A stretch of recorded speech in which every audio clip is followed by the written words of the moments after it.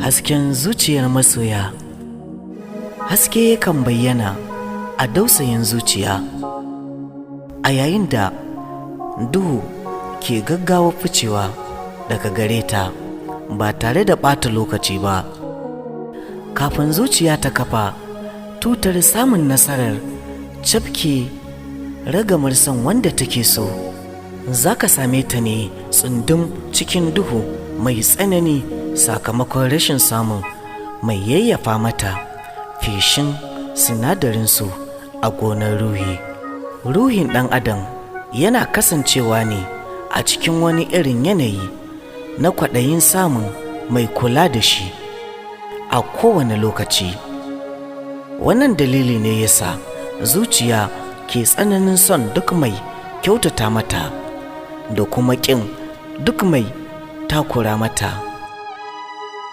Kasancewar zuciya ita ce tubalin ruhi, sannan kuma na'urar da ke kimtsa soye-soyen ruhi, sannan kuma ma'adanar sirri, tana kasancewa ne a cikin wani irin yanayi mai hasken gaske da zarar ruhi ya sami abin da yake muradi.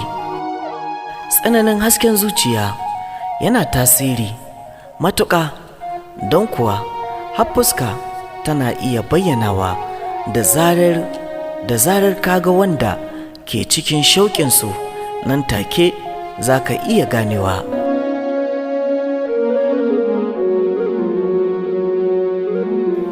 Duban masoya a lokacin da masoya biyu suka kasance a tare, akwai wani irin satar kallo da masoya ke aiwatarwa a tsakaninsu.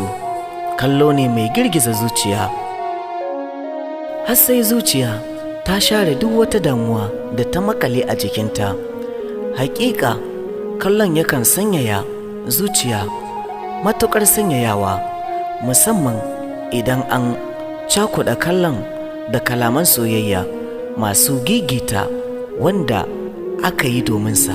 A lokacin ne masoya za su ji tamkar su kaɗai ne a duniya, saboda tsananin farin ciki da ya baibaye zuciyarsu, game da tsananin haske tamkar farin zinari wanda aka ajiye shi a hasken farin wata.